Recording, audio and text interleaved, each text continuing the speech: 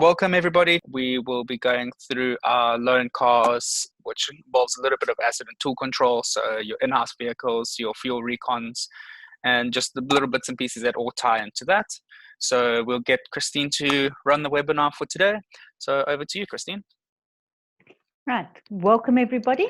Good to have you all here. Right, so we are going to start on admin, asset and tool control, and we're going to go straight into asset and tool control. This would be a list of all of your tools and assets and things like that you'll have on your system if you're wanting to keep track of it all. So how do we go in and actually add on our assets? We go to add a new asset. A description is it is a computer. You can write whatever you want about it. We can go into our different groups as to whether it's the office, your paint shop or workshop, and you can actually go into your edit and you can add on new groups if you want. Right. Right, so we'll now have our new group actually on this list if we needed to. The dates that you purchased this computer,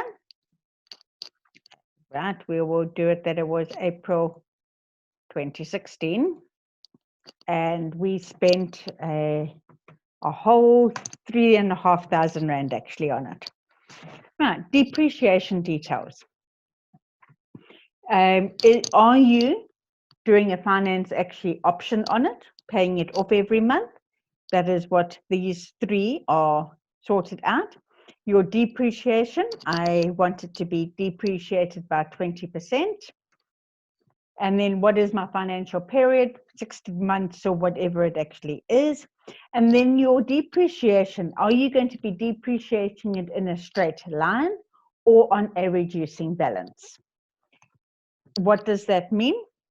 If you do it on a straight line, it means that 20% of the 3,500 is what is going to be depreciated every year. Or do you want it to do it on the reducing balance, as you've now done 20% on the first year, and so your total is now, guessing a figure, 3,000 Rand. So it's now going to do 20% on the 3,000 Rand, and then the next year it will do 20% on the 2,500, and it then works its way down. So instead of it actually being written off over 5 years, as in a straight line, it is now actually going to be written off over a lot longer period, because your balance is getting shorter and shorter. Smaller and smaller, so you're taking 20% smaller and smaller figures. So that is, so most people use, for computers and things, they would use their straight line, but that is actually up to you as to how you're wanting to do it. Asset notes, any notes that you want to write about this. Now, these assets and tools, they can be for your tools and for all of your computers, chairs, things like that. So that at the end of the day, you can actually print out a list of what needs to be insured. And then you can also print out your depreciations on the different assets that you actually have, so that it can fall into our financial side of things and actually be able to tell you what your depreciation should be for the financial side for each year. Right, so that is your company tools and assets. Very quick, very simple to actually show on the system. Right. Okay, so we're now going to start with our main thing that we actually wanted to do today, which is our in-house vehicles. So we go to in-house vehicles. This is the list of cars that we actually have on our books. These cars can be one of two things. It is either the boss's car, so it's a company car, the company has bought it, but the boss is busy driving it, or it is a vehicle that has been purchased by the company, and it's going to be loaned out to customers as in a courtesy vehicle. So that is what your two types of vehicles actually are. Right, so how do we actually go about adding on in-house vehicles? Add a new record. You type in the registration number of the car, 8765. We all know how to actually do this side of things. It's similar to your quoting, so it's not actually on our system. So we go to add a new vehicle. What is it? It is a Honda Civic. Right, you can fill in as much of this details as you want, putting in your chassis number, engine number, and that type of thing. The more you can put in, the more Dr. Smash can actually help you look after things. Right, so I can use my selected vehicle now. Right, so my registration, my engine number, my color, all of that is actually on here. I can now put in my odometer reading at this point in time, and I can say how often it is that I would like this vehicle to actually be serviced. I put in my 6 months, and I can say a date that I would like the service to actually be done, or I can actually do an odometer reading as to when it should actually be done. But most people prefer to actually just do the date side of things. So I'm going to say that in August the 27th, I'd like it to be done. Right.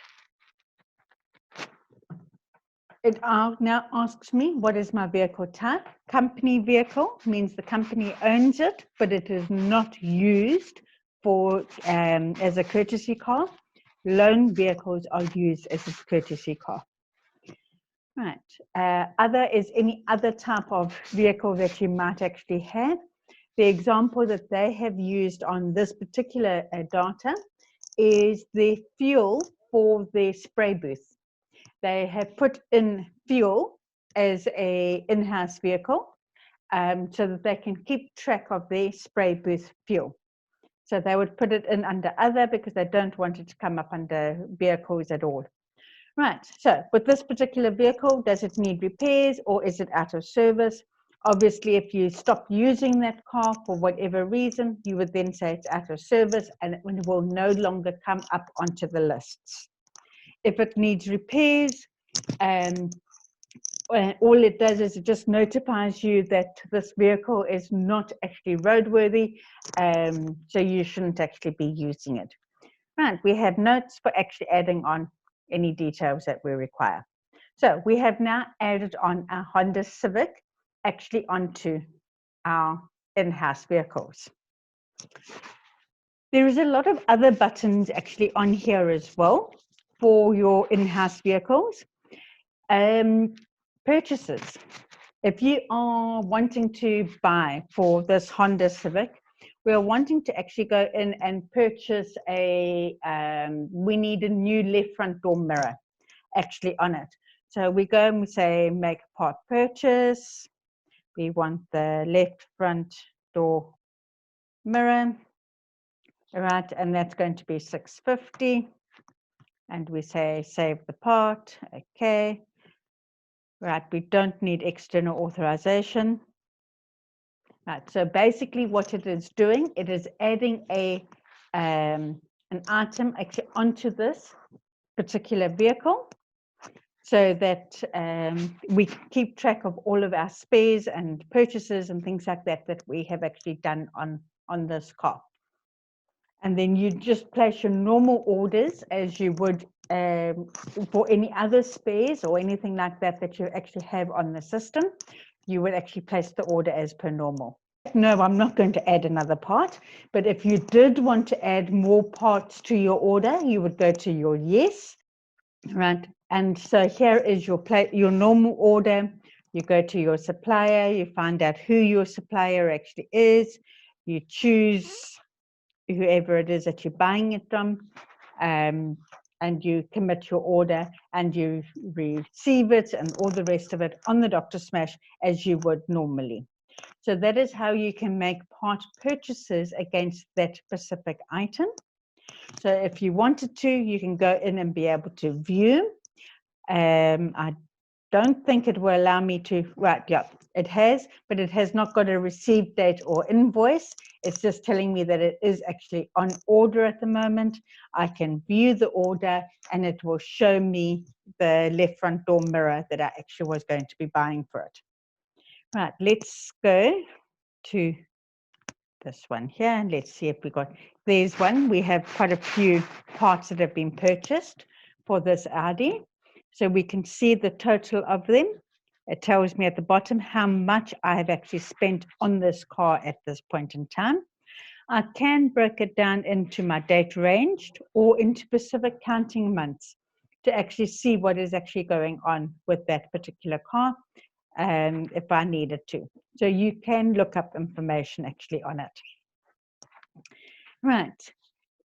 If we will be going through the fuel reconciliation actually on the system, but there is some fuel actually already on the system. I will be showing you how to add it just now, but let's go have a look and say view the fuel usage. You'll be able to see every single time that the car has actually filled up.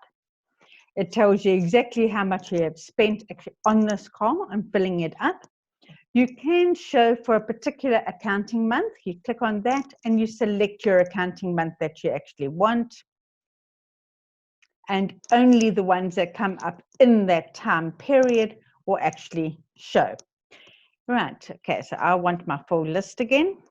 Right, but I'm going to show you Friday and Monday fills. If I tick here, what it does is it shows me all the yellow ones are either a Friday or a Monday. Because in theory, people should not be filling up their cars just before the weekend, or filling it up on the Monday morning because they have used all the business petrol over the weekend and are now filling it up on Monday morning. So it allows you to see all the Friday and the Monday fills, and the ones in red are actually your Saturday or Sunday fills. So if it is a company car and your rules are they're not allowed, you can actually see quite quickly as to whether they have been using and filling up on those particular days. Right. So we've done our fuel usage. We can issue consumables, like if you have your any of your consumables in your storeroom, you can actually issue those parts to this particular job. All right. So we find our whatever we want. Let's say spark plugs. Do I have spark plugs in here? No, it doesn't look like it, but you can actually have your spark plugs. You can do whatever it actually is that you want.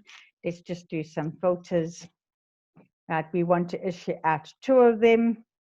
We add it to our basket and we issue our basket to the Mercedes. Right, so that is how you can now take it out of your stores.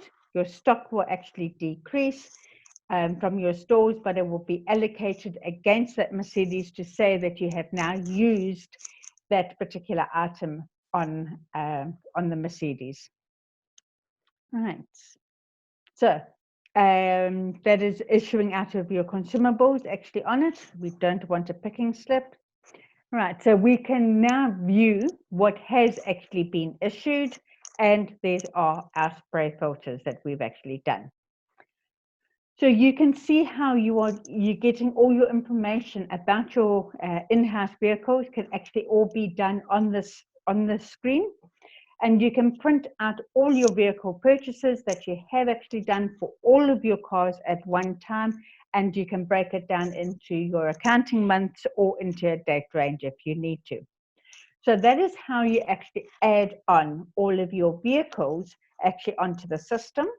And this is where your loan cars, you would have actually added on your loan cars, as well as cars that have been used by your staff that the company has actually purchased. I'm now going to go into how to actually add on your fuel reconciliations. All right. Okay, your fuel reconciliations is whether you have an account with a garage, a credit card that you actually use, or whether people bring back slips that they have actually filled up, or whichever way you are actually doing it, you will get a bill from somebody about how much petrol they have actually used. So we're going to go in and actually add on our new record. We want to, first of all, if it was an account, you have a specific, an account with a specific person, we go in and we select the fuel supplier, and let's just see if we have one here, Ashley Motors, we can say select, and they have sent us a bill at the end that says that we have done fuel purchases of 5,600 Rand. Right. So how has that 5,600 Rand been made up? We go to our add a new entry. What vehicle is it for? Is it an in-house vehicle or is it a job that you have actually used? So we can go to in-house. We can choose our Honda Civic. Our fuel value was 560. It was for 23 liters. There was no oil or anything like that. My mileage at the time was 5,003, and the date I filled up on was the 1st of April.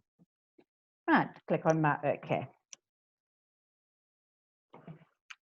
And literally, that's all you are doing. You're just adding on your new entries, choosing which car it actually is that you've actually filled up with, Toyota Yaris, and we put in that they have done 234, 198 liters, whatever their mileage is, you putting in the details that you have. Right, as I thought, you have to have a date of when they actually did full, right? But you don't have to have a mileage put in if you don't want the mileage. But of course, without the mileage, some of your reports won't come through correctly because it now doesn't know what your mileage actually was. So it's best to put in mileage as much as you can. Right, okay. So I'm going to change my, oh no, all right, let's select a fuel. No, let's go into add a new entry again. I'm now going to go to on a job. Right, and I'm saying that these are all my jobs. At the moment, it is only showing me open jobs. The jobs might have been closed. As in our one yesterday for Borman was actually closed. So if I go to the end, there's my Mark Borman that we have been doing throughout this week. So I can now select Mark Borman and I can say that I put in 100 Rand worth of fuel in his car, which actually made it to be 65 liters, whatever his mileage actually is, and we put it in on the 15th, and click on OK. So now what has happened is against that particular job, it is now put that there is an extra 100 Rand expense against that job. And it's now up to you as to whether you are going to invoice it out or not on your system. Right, okay. My value, I'm changing it from 5,600 to, we only spent 894 Rand, just so that I can get it to balance. But you get the idea as to what you're supposed to be doing. You literally are going through all the transactions actually on that list, and you have now got it to balance. So our fuel recon is not being finalized, so we can now click to say it has been finalized. and we can go to OK, save the record. And so now we can see our Ashley Motors is actually sitting there, and there's the transactions that we did for it. If you have a credit card, we can go in and actually add on a new record. You'll go to your select supplier, which is your credit card. That's, well, the way that I generally do it is I actually have a supplier called credit card, so that I'm not doing individual stations everywhere. I just have one called credit card on the system that I use, and then you can carry on adding.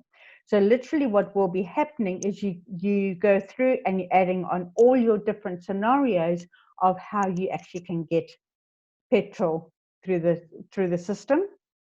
Right, so we have now finished. Our reconciliation is complete. So we click on reconciliation complete, and it now turns a green to say that we have posted. We are now happy. Right, so that is how you actually add on your fuel reconciliations for the month. This total here should balance back to what your cash book actually is, as to what you have actually paid out in fuel, and you have actually put on here how you have actually broken that fuel up. So that's how you do fuel recons. Right, maintenance is, this is your items that need to be maintained.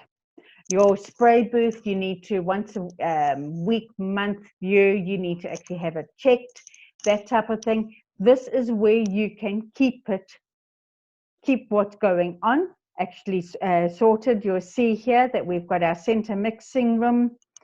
All right, if we edit it, we can actually have a look and see. A certificate is not required, but they have put on all the details actually on it. Written up all of this, but let's do our frame proof room. I edit that one. Right, we need to check the fire retard. There's no certificate required, and it must be done monthly.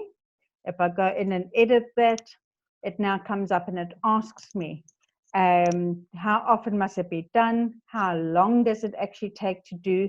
Who is going to be doing it? And who is going to be checking to make sure that it is actually being done? And then you can write up your detailed instructions as to what actually needs to be done. So that is where your maintenance, it is the place for you to be able to keep track of all the maintenances that need to be done within your shop. Right, but on here, you can go through your schedule logs. You can actually look to see what has been scheduled, what hasn't been scheduled. You can do your schedule reports, that type of thing. So you can keep your schedules on it. And this is actually very nice for doing your auditing as well. Once a year, you get audited, and they like to see that you have a maintenance program in place. This is where you can come and print out what your maintenance program actually is. Right. Okay, so yeah, we have gone through everything actually under the asset and tool control side of things. Obviously, we have some reports, your fuel usage, and let's do a print and let's see what comes up. We are going to do accounting month, and we want for November, the ones we've just put in, right? And now we'll break down for you as to how your fuel was actually broken up this month. Right, so it did a total of 894 Rand, and it breaks it down into which cars and things like that it's actually been done on. Right, so we do have that report for you at the same time. Okay, we're going to go on to loan cars, your courtesy cars and things like that now. I'm going to start by booking a loan car. So I go into my bookings. I have got one car that is waiting to be booked. It was booked today and for the 27th for quote number, job number. All right, so we now know that that car is now waiting. So we're going to go in and add a new booking actually onto our system. When is it actually required? Well, we actually want it today. They're going to fetch it tomorrow morning. So let's say tomorrow morning. Who is it? That's either already an existing job number or it is a quote number because it hasn't actually been made into a job as yet. So you can choose whichever browse you actually want it to be. So we can go in and choose one of our staff. Let's do Kelly. Right, it comes up with the value and it automatically puts your booking priority to 5. Now, if you look and you say, right, okay, Kelly's job, it's you know, if somebody else comes and asks, and they probably get more of a priority than what Mrs. Kelly actually would. So I'm going to move her down to like a 3, 10 being, this is a high priority. Please, this Mrs. Kelly must get the car first. That's what your booking priority actually is. There is no set standard for it. You in your shop, you decide what your priorities actually should be. But 10 is definitely get it, 1 being they're not a priority. Right, okay, save the record. And we have now put that we are booking. Mrs. Kelly will be coming to get a car tomorrow. Right, so I can now go into my loan cars.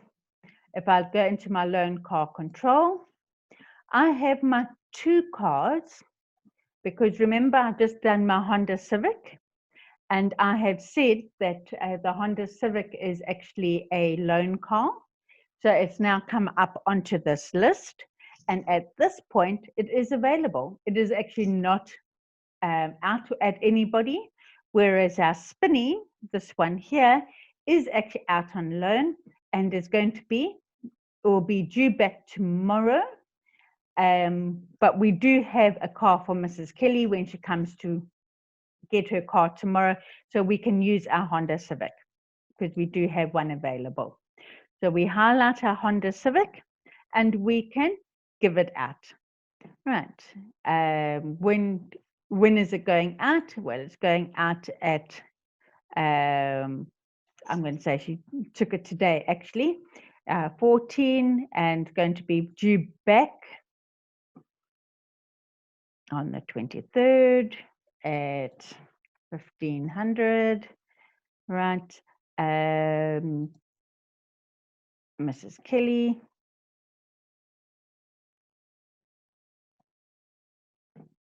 Right.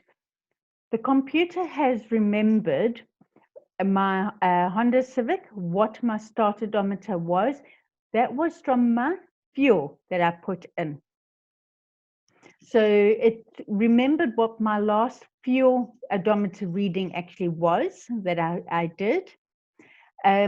Obviously, I might have driven the car and things like that since then, so I can actually put in the new reading. And I'm now ready.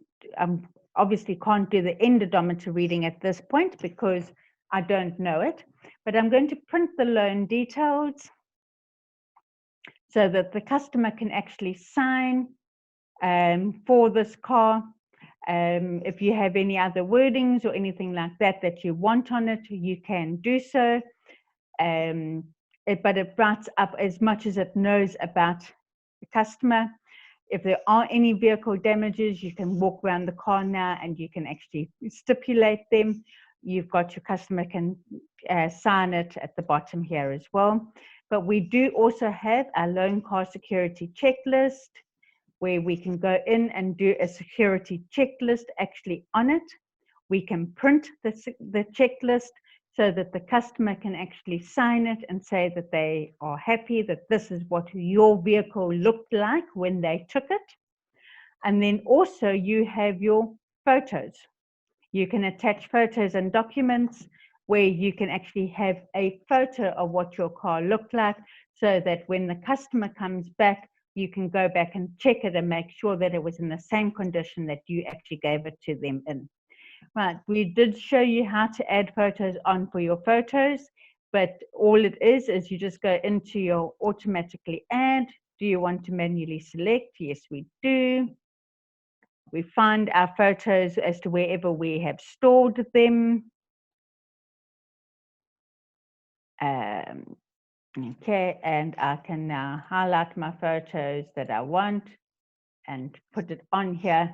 So now all my photos have actually come up and I can highlight them at any one time. If I need to, I can even print out my photos. I select them, so I highlight, and I do a right click, highlight, right click, highlight, right click. Those are the ones that I'm going to be printing, and I can print those photos if you want to actually show the customer and maybe get them to sign it. That's up to you, but it now makes a page for you for actually printing out the photos.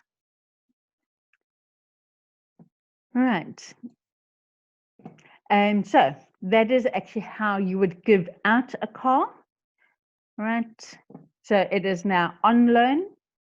When the car gets returned, you literally will be highlighting. You can say, return the loan, and you now put in your end odometer reading, 5623. Right, and you can invoice out the loan car now if you needed to. That's up to you. That's your, if you are going to be invoicing it out, you can. The computer allows you to go through and actually make a physical invoice, and it puts in the dates, things like that for you, and you will now just edit your invoice line to how much you actually wanting to charge them for it. Right, so you can invoice out straight from the loan cards if you need to. Right, so it has now turned our Spinny back to available because we can now invoice it out, use it on another car. Right, okay, but we now receive a fine through the post.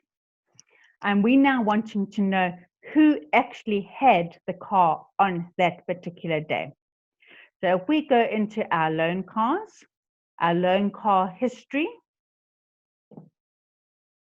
that is a list of every single time we have issued out a loan to any of the cars.